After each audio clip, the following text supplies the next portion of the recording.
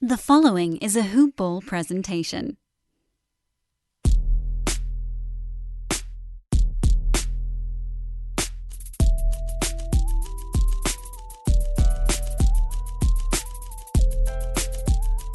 Ladies and gentlemen, boys and girls, we're sitting here at 3-1 feeling pretty good, especially after Anthony Davis coming out hot, 40 and 20 and 3/4. It's Ethan Norof, and I'm joined by my man J.C. DeLeon on today's Hoop Ball Lakers podcast. J.C., how are you, baby? As good as the Lakers? I'm doing very well. It's hard to complain with a 3-1 start, although you could say the Lakers could be 4-0 if they didn't have that opening night loss to the Clippers. Obviously a game where they were not at their best, but the Clippers are still a damn good team, even without Paul George currently in the lineup.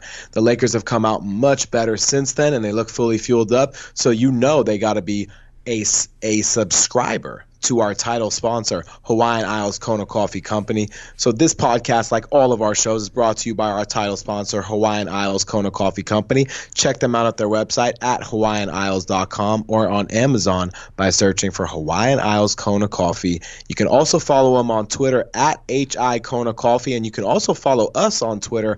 I'm at Ethan_Norof. JC, where can they find you? At JC DeLeon1.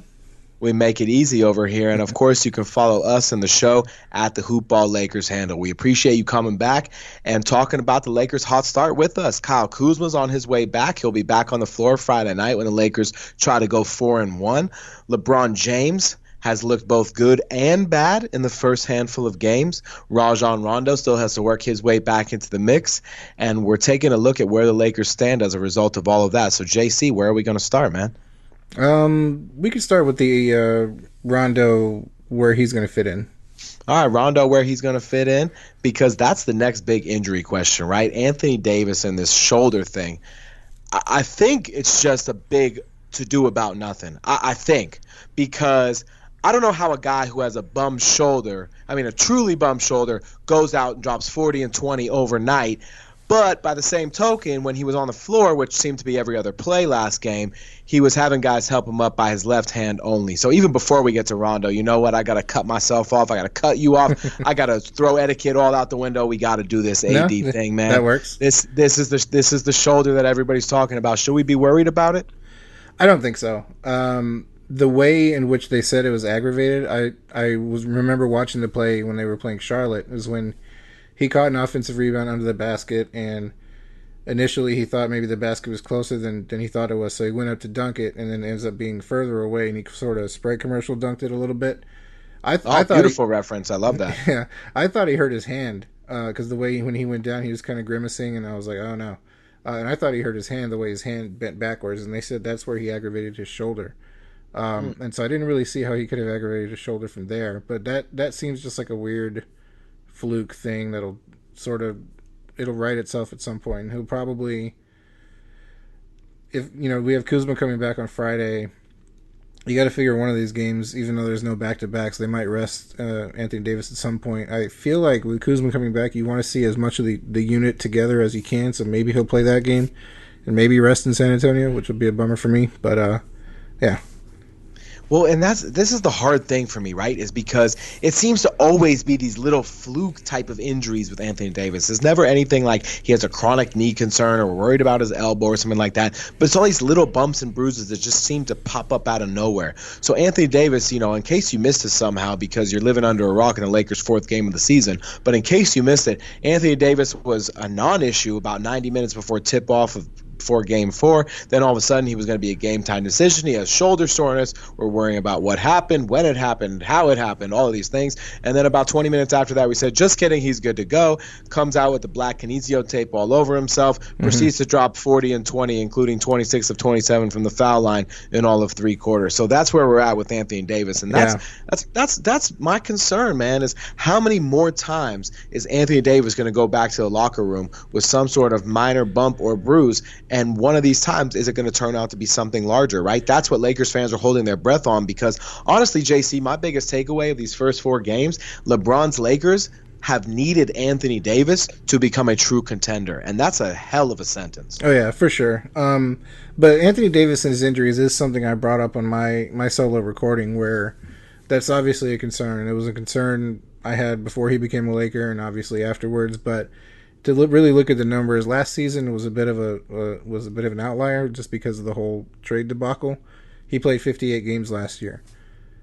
The 3 seasons before that, he was averaging 75 games, and so I feel like he's over this crime. I mean, he'll have bruises and bumps every now and then. He seems to take them a little more seriously than most NBA players do, but I feel like he's going to benefit from being LeBron's teammate in the way he trains and how healthy he's been throughout his career. And so I'm hoping that's the case at least. Well, I think, too, he'll definitely benefit from having LeBron alongside him, right? He won't be the focal point all the time, even if he is most of the time in this scheme. So that'll definitely be a benefit. For now, it looks like the Lakers have escaped any kind of major cause for concern because there's a lot to like about the Lakers on the defensive end. On the offensive end, let's just say it's a work in progress. But on the defensive end, Anthony Davis is pretty much essential to what they're trying to do, wouldn't you say? Oh, yeah, for sure. And I think that's a good time where we can remind everybody that we have featured content over at Hoopball. And so if you're looking for a good piece of Lakers written content, man, I got the thing just for you.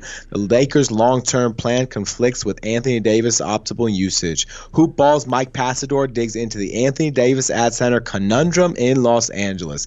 How do the Lakers keep their superstar big man healthy while also using his skills to win games in the optimal way? Check out all of our team coverage articles by clicking on the team coverage link at Hoopball. That's hoop-ball.com. And if you are somebody that's looking to break into the industry and you want to get your name on a byline, you know where you can find us. No other platform like this. Join a growing platform and get a foot in the door. Let us know by shooting us an email at the team over at Hoopball. That's teamhoopball@gmail.com. All right, we do it all over here. JC, are you tired just hearing about that? Are you exhausted after we just ran those 3 laps? I am, for sure. I actually just finished with the live Wednesday show and then rolled right into this. Man, we keep it cranking over here. So whatever kind of content you guys subscribe to, podcast, written content, a little bit of both, you want to dip your foot in both swimming pools, we're not here to judge you. We're just here to please you. So come on in and join us. And I think with this Lakers team, it's going to be a lot of fun because this is a true contender. This isn't a team we've had in the last several years. We wanted to call ourselves a pseudo contender last year, but the reality is this Lakers team just wasn't really there. And I think with AD on board, he's really announced himself as the number 1 guy on this team. I mean, I ran a Twitter poll from our Twitter account at Hoopball Lakers before the season started, and I said, who is the Lakers' best player? Is it LeBron James or is it Anthony Davis? So JC, what do you expect that our listener said? They probably said Anthony Davis coming in. And I would say that most of them did actually agree with you. 63% of the voters, we had 200 plus voters, 63% of these voters were in favor of Anthony Davis to LeBron James. And I think that's the thing is that we never play basketball in a vacuum, so it has to be complementary. And boy, AD and LeBron look like the perfect 1-2 pairing. I do think in talking about Mike's article and this AD at center thing, we've gotten these reports that he's supposedly warming up to the idea of playing center. And until it comes from Anthony Davis, man, I just don't consider it really news anymore. Do you? Not really. And I do feel like while not a solution, Dwight Howard's surprisingly good play, I think, is going to help alleviate some of this. I think. Man, he's been phenomenal. Yeah, which is another thing I talked about in my solo recording, where I think combined, if Dwight Howard and JaVale McGee could combine into both playing 20, 22 minutes, if they can collectively get 15 to 18 points and also that many rebounds, I think that's pretty much what you want. And even in looking at the per 100 possessions and the offensive and defensive ratings, so offensive rating for Anthony Davis is 120, his defensive rating is 90.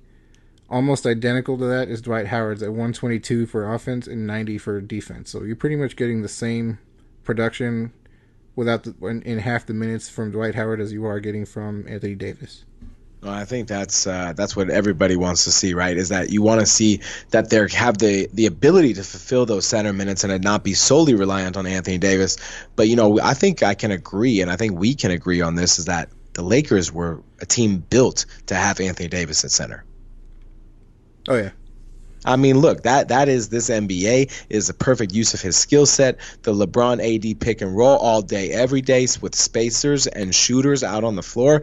You can do a lot of things with that lineup. But Anthony Davis has to himself warm up to the idea. And in a free agent year, yes, I'm going to say it because, yes, it still exists. We can't assume anything. And if Dwight Howard's presence on this team and Anthony Davis walk here isn't a firm reminder of that, I don't know what is. So we have to be invested in the player as well. Rob Pelinka looks at his primetime players as partners. He's made this very, very clear. He's been articulate on the subject on a number of occasions. And so Anthony Davis is a partner in this. So he has to also be bought into the idea. And I think over time, eventually, especially as we get closer to the playoffs and it's time to hunker down, he will be. But I think there's legitimate concern about the bumps and bruises in the interim. And until that happens, Dwight Howard is going to be there. JaVale McGee is going to be there. Although if it were up to me, I would be playing Dwight Howard more than JaVale McGee right now. Would you? Oh, yeah, for sure. And I think that's the surprising thing, right, is that a lot of people didn't expect much, if anything, from JaVale last year, and he surprised a lot of us. And now this year, I think the expectations might have been overshot, in part because of what they paid him to return, but also in part just because I think of what we saw in limited spurts last year. It's different being the guy instead of one of the guys, even at a specific position, right? Mm-hmm. So I think that's where we're at with the center position. And I think if Anthony Davis can play for now 10 to 12 minutes of his nightly 30 to 35, probably closer to 32 to 35 at center, the Lakers have to be thrilled with that. More realistically, I think the ask should be probably anywhere from 8 to 12, but we'll see how it shakes out and how this team continues to take its identity, especially as Kyle Kuzma returns. But before we get into all that, we got to come back to Rondo, man. I know I totally sabotaged you on Rondo being interjected back into this lineup. So what do you think? What's your take on Rondo? This team's already got point guard problems in terms of who to play, how to play him, when to play him, because you can't combine all three of those guys into the same player, even if it would be nice to do so. And Frank Vogel's been very vocal about his plan for Rondo, 25 to 30 minutes where he starts or comes off the bench. So what's it going to be with Rondo, man?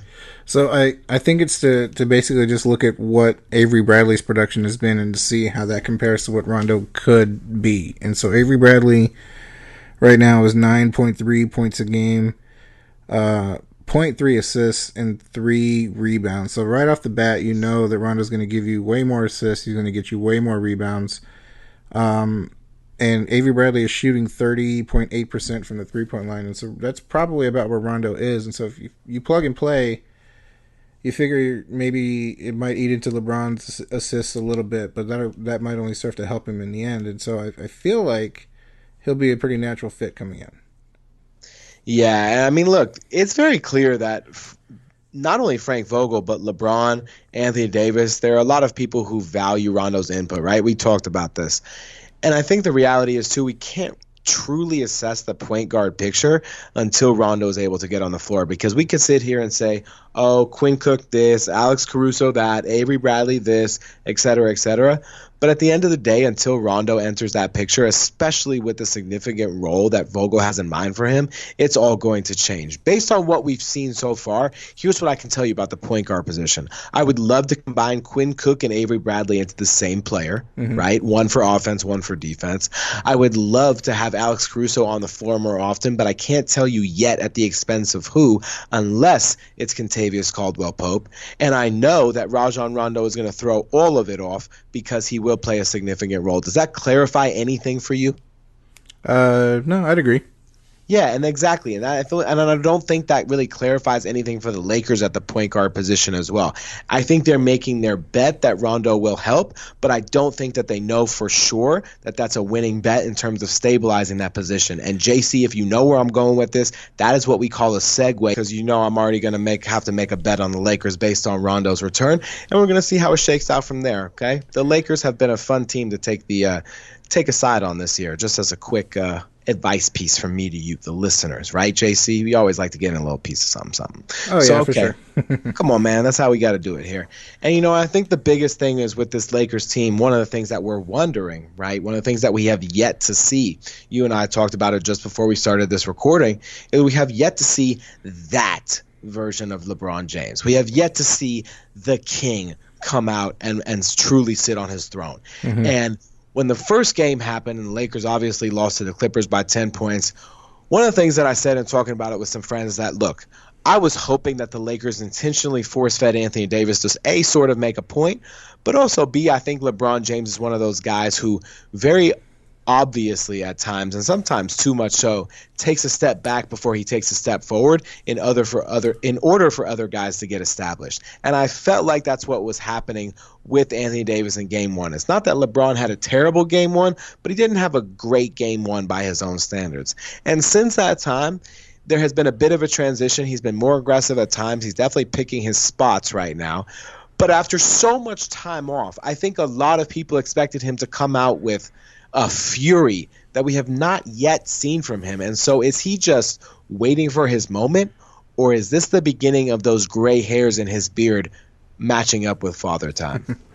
I feel like he might just be kind of pacing himself. He was one of the first to really believe in the season's a marathon, not a sprint, and I think that just might be a little bit of what's going on. He had a much longer break than usually. He used to average 133 days in between rest in the seasons. This year he had 208 days, which is almost 6 full months, and that's incredible.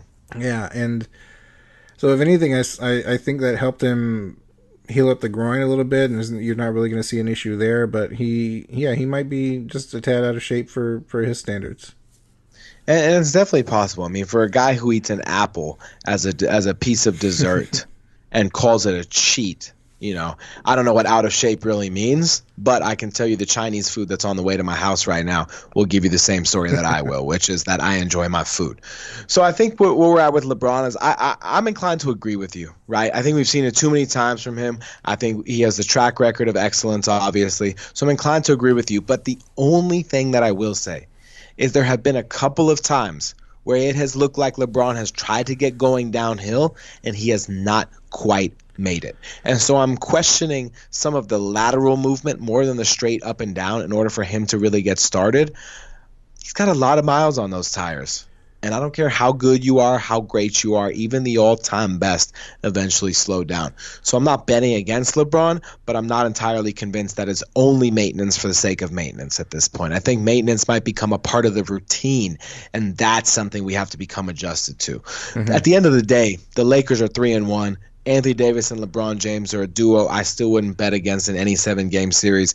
Kyle Kuzma's on his way back, which will be a tremendous help. And Rajon Rondo, it doesn't seem like he's that far behind. This Lakers team is a little bit deeper than people give it credit for, but this top-heavy roster, if it does sustain an injury or an absence over an extended period of time, it will be a real challenge to keep up in a loaded West, right? This Western Conference is off to a crazy start. You got the Suns out here putting a beat down on teams like the Warriors. You've got teams like the Kings 0-4, but then you've got teams like the Jazz with Mike Conley doing nothing, sitting at the top of the conference. So it's been a weird way to start.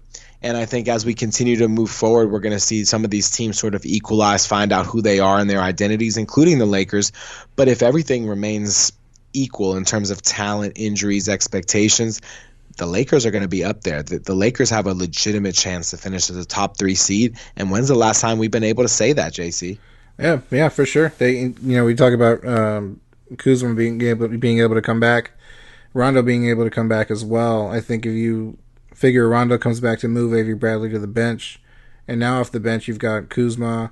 Avery Bradley's probably more suited to come off the bench. That bolsters the backups, and that was one of the big weak points that was exposed when they played against the Clippers. And so that's only going to serve to help everything. Can I just say that I love Avery Bradley's on-ball defense. I love the tenacity. I love that he wants to get his Patrick Beverley on and really be that guy. But if I have to watch him take another 20-footer only to come up short, I'm going to ask him why he ever moved in the first place. Yeah, and that's where Kuzma is going to be really valuable, to be the scorer off the bench. And you figure, to look at the whole second unit, I've noticed that when the second unit comes in, their focus is on defense because there's not a whole lot they can do offensively, and they've been for the most part they've been pretty successful defensively, that second unit. And so I think when you add a scorer in there, Avery Bradley's used to starting. If he shifts to coming off the bench, that only serve to help them there. I think it'll make them even deeper. One of my only hopes before we get out of here is that Frank Vogel tightens up some of these rotations and figures out the 5-man combinations that work, because woof, some of them have been rough. If I got to watch another two-man pairing of KCP and Quinn Cook in the backcourt chucking up brick after brick, I'm going to lose my mind. There are some combinations that definitely shouldn't be in there at the same time, like KCP and Quinn Cook, like you said. I really liked what Troy Daniels gave us in the first game and the third game. He's a little bit more inconsistent than I think, but his stroke is beautiful. And yeah, I feel like if he's able to find a little bit more of a foothold to maybe be like an 11th man, I think that he'll be really valuable there. It's so interesting because, all most NBA fans know about Troy Daniels that he can shoot the ball. And to be honest with you, that's most of what I knew about him prior to him joining the Lakers. But he showed me that he's a little bit more than that. And I don't know that he's ever received the opportunity to be more than that, because in this league, like in many others, once you are shoehorned as that guy, people only want you to be that guy. Yeah. So Troy Daniels is a guy I'm interested in, and I think could even take part of what was intended to be maybe Jared Dudley's role this year. Maybe, yeah. I as a joke sent out a tweet when KCP was having his major shooting struggles. I said, whatever it is that the Lakers think that KCP does, it seems as though Troy Daniels does it better. And I know one's a guard and one's a forward, but I hope that Troy Daniels does find a way to get a little bit more minutes. Well, KCP's been really struggling, obviously, and if he doesn't turn it around, I think he's a guy who could have his playing time squeezed out, because Alex Caruso is a difference maker for this team. I'm going to say it. One of my best friends is going to love hearing it. He's a different – I mean, every time he gets put into the game, something good is happening. Oh, yeah. And so I don't know exactly what it is that he brings to the table. If you put all the data in front of me and said, show me where Alex Caruso makes a difference, I'd point to my heart and I'd beat on it, and I'd say that's the difference. Yeah. Very honestly. And that's the thing, is the Lakers need guys who play with that energy in order to redirect their fire and focus at times, because when you have a team that's built like this around two stars, both of which can go into dominant isolation scoring modes, it's easy to stand around. It's easy to watch and expect, and that cannot happen with this Lakers team. Yeah, the easy comparison, I think, for other LeBron fans who might be new to watching this Lakers squad is maybe Matthew Dellavedova. Think of that, but Caruso's more skilled and more athletic than Dellavedova. Oh, yeah, but I don't even think that's a comparison. Dellavedova somehow walked out with over $10 million a year. So, Alex Caruso, if you think your payday just showed up, it might just be around the corner, my guy. Yeah. All right, JC, so before we send them on their way, anything we looking for on Friday as the Lakers prepare for their next one? I mentioned you got to figure that there's no back-to-backs, but there might be a rest game at some point for one of the two stars, and you got to figure the first one up for rest would be Anthony Davis because of his shoulder. Hopefully it's not on Sunday when they play the Spurs, because I'll be at that game. Oh, beautiful. I love it. But if he's got a rest, I certainly understand. I, at the very least, hope LeBron plays, obviously. But yeah, I think there's a term that some sports radio shows use called scheduled losses, and it's a term I really I know it well. Yeah, I hate thinking about it, but I mean, you got to figure at some point back-to-backs are going to start coming, rest is going to start coming. Yeah. The Lakers have had a lot of good fortune early in the season in terms of the way their games have been paced out, but that pacing guide is about to pick up. And I think the most interesting thing for Friday that I'm looking forward to is not only LeBron James versus Luka Doncic, but how about Kristaps Porzingis versus Anthony Davis? You looking forward to that? Yeah, that's going to be good. Kristaps has been he's one of the guys I like watching. He's been playing well so far. I think he's been playing very well, better than people have expected from him, especially coming off of that full year off. And so Lakers are going to bulked up a little bit, and the Lakers are going to keep the momentum rolling. Go in at 3-1, hopefully come out at 4-1, because the difference between 4-1 on the road versus 3-2 on the road can psychologically take a major toll, even though it's just one game. So as a reminder, you can always subscribe to us on Apple Podcasts at the Hoop Ball Lakers Pod. 5-star review. Leave us your feedback. We love to hear from you. You can follow us on Twitter at HoopBallLakers. You can follow JC on Twitter. JC, tell him again. At JC DeLeon 1. Don't make a mistake. Add that one in at the end. And as always, I'm your man, Ethan Norof. Find me at Ethan_Norof, Norof. Friday, hopefully a win. Lakers ride into the weekend feeling good, and then we'll come back at you with the next one. Until that time, we out.